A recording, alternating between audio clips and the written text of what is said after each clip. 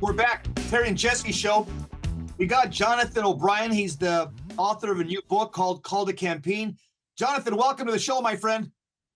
Thank you. Thank you so much for having me on. Hey, Jonathan, Okay, awesome. how can people get your book? First thing, how can people get this book? Yeah, so you can find it on Amazon, Barnes and Noble. I was looking online, some other book distributors. I would say just Google the title, Called the Compiègne. I know it's a bit hard to pronounce. It's Compiègne. Good. I'm glad you taught me how to pronounce it. I kept saying Compiègne. Hey. Got it. Maybe I'm still pronouncing it wrong. I don't even know. No, you know what I think, Jonathan? I think this book is prescient that it came out now, because I'll tell you why. Just going to current events, if Kamala Harris becomes a president of this country, we may see a French Revolution amongst Catholics in this country, because she's very anti-Catholic. So I think it's very prescient that you put this book out. And let me just read what you have in the book here above the foreword. It is powerful. Then I got some questions I want to ask you. I want to have a dialogue with you. But in your book, you have here on the foreword, it says, whether through terror of king and terror of queen or terror of the guillotine, the slaves of Satan by fear of death, unwitting till their own last breath, bring out their master's evil schemes, not knowing what true freedom means. It comes not through power or terror or guile. It comes not by muskets of rank and file.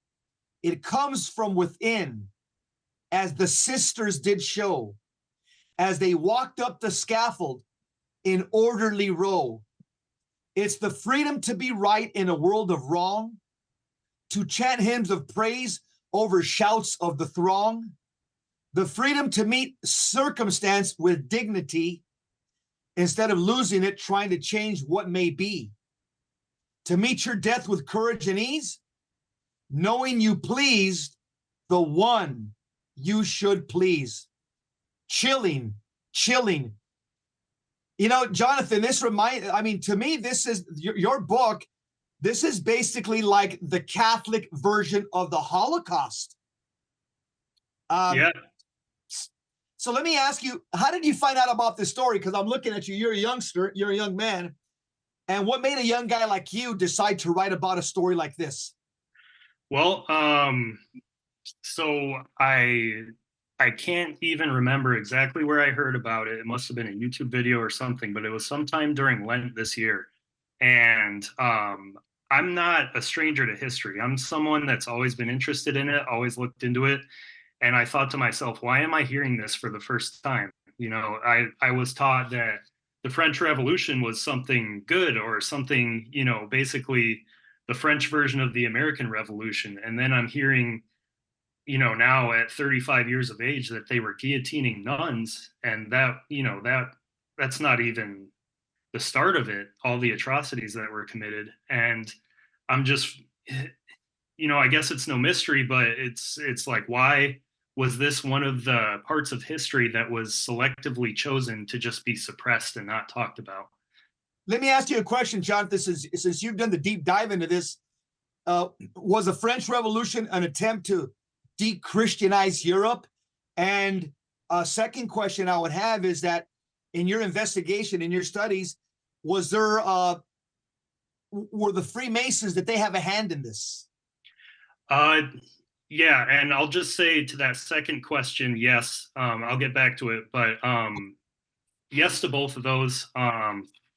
You know, when I first started looking into it, I saw all the hallmarks that really come with, like, the Bolshevik Revolution or any kind of big communist movements. You have, you know, this class warfare mindset. You have, you know, this atheism, this anti-religion, this specifically anti-Catholic mood. And yeah, it was an attempt to basically, you know, before this, the church was integrally involved in French politics. You know, you had the monarchy, and, you know, the the kings and queens of Europe, they would actually communicate regularly with the Pope back when Europe was all Catholic. That's of course not the case now, but that was the case. So the church was involved in people's everyday lives. It was involved in government, um, and people tended to blame the church for all of their woes and all of their wrongs. And yeah, throughout history, you see these. Yeah, it really just reminded me of the Bolshevik Revolution, and Jonathan, let me ask you a question. Before you wrote this book, did you know a lot about the French Revolution, or no, were you like most of us that it was just kind of glossed over in a public school education as something good? I mean, did you know much about it prior to doing this deep dive? I knew hardly anything about it, and yeah, I feel like it was just glossed over, and there's this big blank spot in my historical knowledge about that entire period.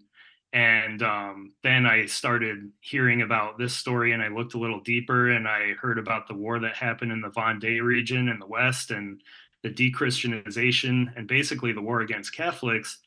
And then I started to realize, I put two and two together, and I was like, okay, no wonder this was glossed over. It's not convenient. Jonathan, tell us a little bit about the Vendée War, just a little synopsis. That term is used a lot. A lot of people on YouTube are always putting that term out. Give the audience a synopsis of what the Vendée War was all about. Sure. So it really started, well, there was something that happened in France. It's called the Civil Constitution of the Clergy. This was a new law that was passed by the revolutionary government, basically causing it was asking the church to swear primary loyalty and fealty to the French government rather than the church and the Pope. So basically asking them to apostatize. And since they did that, this split the church through France right down the middle. And you had what were called juring priests, which were the ones that took the oath to the new government. And then you had non-juring priests who refused to take the oath. And the Vendée is a heavily Catholic region in the west of France, and almost all of the priests in that region, they just refused outright. They said, no, we're not doing this. So what they did, the government started becoming more and more heavy-handed as time went on. They were evicting nuns from their monasteries. They were sending juring priests to the Vendée to replace the non-juring priests. Was the Vendée a city? Is that a city? No, it's a region in the west of France. Okay. So it's and a lot of the priests in the Vendée, they went into hiding. And there's actually stories where the juring priests that came to replace them, women would follow them around in the church, scrubbing the floor where they walked because they were seen as profaning their church. And yeah, so that's kind of what set the tone and set the conditions for it to happen. But then the government, after pretty much right after it executed King Louis, which the people in the Vendée, they called him Le Bon Roi, or the Good King. They executed him. Then they tried to conscript all of the people in the Vendée. They refused, and then they, sent troops in. And like I said, they were evicting nuns from a monastery. Some of the locals went to their aid with farm implements and whatever they could get their hands on. There was a massacre. The National Guard troops massacred hundreds of people, and that's what really got it started. And from then on, the population kind of organized amongst themselves, and they fought, and they continued fighting for years. How many years did they fight? So that war dragged on past the French Revolution. Wow. It don't quote me on this, but I think it went on to like 1798 or something. And since the new government couldn't control the population, the Vendée, they basically had no hold over them. They started making concessions to them eventually. Jonathan, who wrote the forward in your book on page 5 and 6? That's a powerful forward. Who wrote that? I did, I believe. Wow. Is it the poem you read? Yeah, it's right underneath the poem. It says, yeah, in the 1790s, a macabre drama was acted out in France. Yep. Yeah, I wrote the poem, the forward, all of that. Hey, would you mind reading that forward? It is absolutely jaw-dropping. Then I want to ask you some more questions. Yeah, he's going to get his book. Let me grab a book here. Yeah, if that forward there is jaw-dropping. If you can read it, and then I want to ask you some questions after I hear you share it with the audience. Can you go ahead, Jonathan? Sure. In the 1790s, a macabre drama was acted out in France. Revolutionary efforts to de-Christianize such a deeply and historically Christian country only succeeded in making a mockery of secular moralism and providing the stage for an enduring example of Christian martyrs. I was 35 years old when I first heard of such an example, the 16 Carmelite nuns executed by the revolutionary state during the French Revolution. At least in the United States, the French Revolution is taught as something akin to the American Revolution, something where the virtues of liberté, égalité, and fraternité reign supreme. What American students are taught on the subject often barely extends beyond the definition of laissez-faire capitalism. There seems to be a big blank spot in our collective consciousness on the subject. Even a cursory examination of the French Revolution shows that it more closely resembled the Bolshevik Revolution than the American Revolution, and the liberté, égalité, and fraternité lauded by the revolutionaries did not even extend to harmless and peaceful nuns. The anti-Christian and specifically anti-Catholic bent among the revolutionaries manifested itself in some atrocities that could make a concentration camp guard blush. Typical atrocities were committed on both sides' argument, so often attributed to such periods of history, seems especially flimsy in this case when the facts are presented. It seems even more flimsy when the personal characters of the actors in this drama are taken into account. Yet a flowery, sanitized conception of the French Revolution still permeates many books on this period. The French historian on the period, Hilaire Belloc, mentions the extremes of cruelty these people can fall into. It is equally important, though, to note the heights of virtue these people can rise to when put to the test, especially when their faith is the thing being tested. Any understanding of the long history of this country will show that war, political upheaval, and martyrdom are nothing new to the French. Their medieval reputation as longtime defenders of Christendom came at a heavy price. Although this reputation did not outlive the revolution, the examples of their heroes did.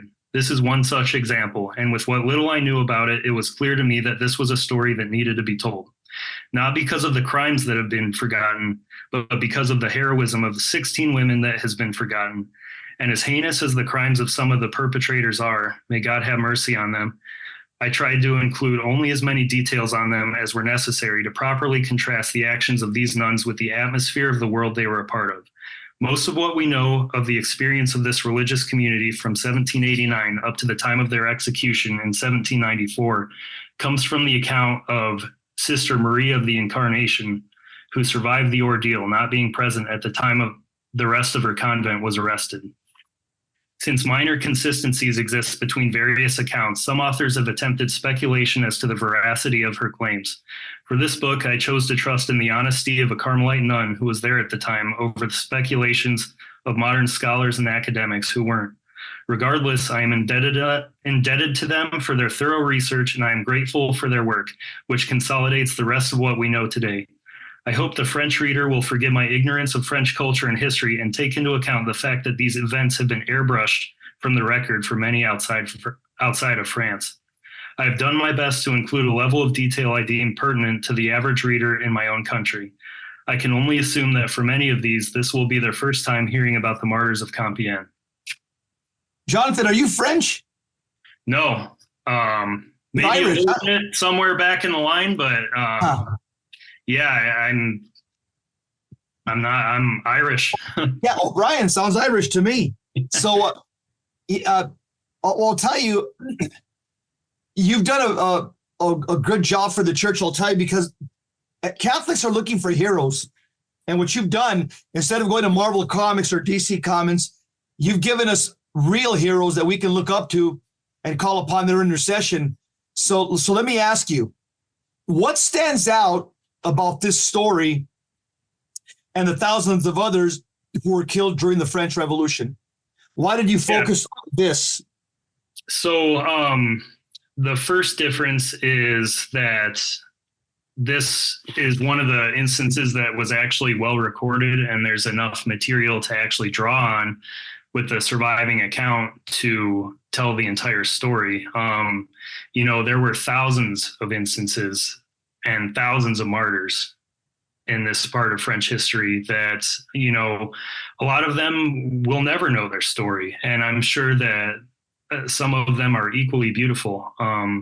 But this is one that we have enough material left over. All the pieces were there. They just needed someone to go in and put them all together.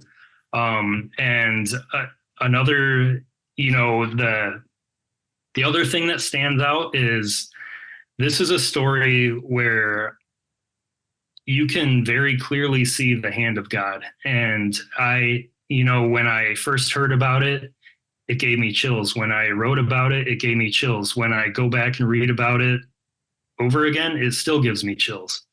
These women, people were terrified. They were screaming to go to the guillotine a lot of the time.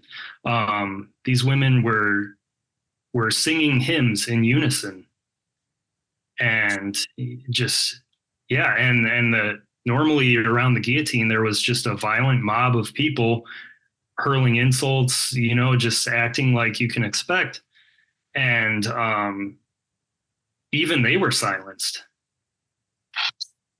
Jonathan, what brand of Protestantism did you come from? So I couldn't really point to a specific brand. I went to the Presbyterian church a lot, but it wasn't. My faith wasn't as central to my life before my conversion. And then after converting, I started wanting answers and reading, and through that search for the truth, that's what brought me to the Catholic Church. How did you make that jump from Protestantism to Catholicism? What was it? A person, a book, a song, a pilgrimage? What was it? Yeah, I think so. A few authors definitely helped me. One was C.S. Lewis. I started reading a lot of his books, and he had a big impact on me. And, he wasn't Catholic, but, he's like the gateway drug to the Catholic Church for Protestants, I would say. So maybe there's a reason that, maybe he never outwardly claimed to be Catholic for a reason, maybe so he could draw more Protestants into the church. But he had a profound effect on me. And then, just going to confession, surprisingly enough, that was one of the things that I thought one day, I'm going to try it and go to confession and see what happens, and just feeling the weight lifted off of me, and feeling for the first time in my life actually cleansed, that convinced me of the veracity of it. And then another thing was the rosary. I was going to this Catholic church where I lived at the time, and there was this older woman. She was there every morning. She gave me a rosary and told me it was blessed. And I started teaching myself to pray it. And, Here I am. Wow. Jonathan, let me ask you a question. In your books, do you write a little bit about that moment in time where during the French Revolution, they walked into, I guess it was Notre Dame in Paris, and they put a deity of the goddess of reason on the high altar, as mockery and blasphemy against God. Did you touch on that in your book? Yeah, I did. So that was, they called it the Festival of Reason. And basically they had this big paper mache mountain built in the center of the cathedral. some scantily clad woman dancing around on it. She was supposed to be the goddess of reason.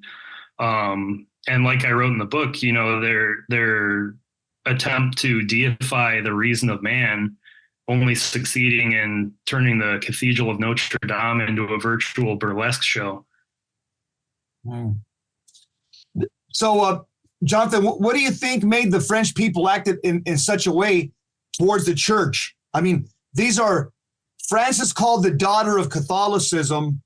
What would make cultural Catholics that had the beautiful Latin Mass at their disposal, what would make a large swath of them turn against Holy Mother Church and become radicalized against her?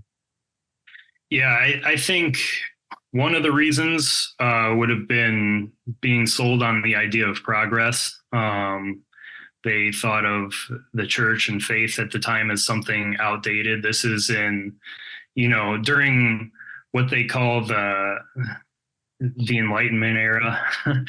So, I wouldn't really consider it that, but that's what it's called. And so there were all kinds of new ideas floating around, and people were feeling like they could basically do it without God.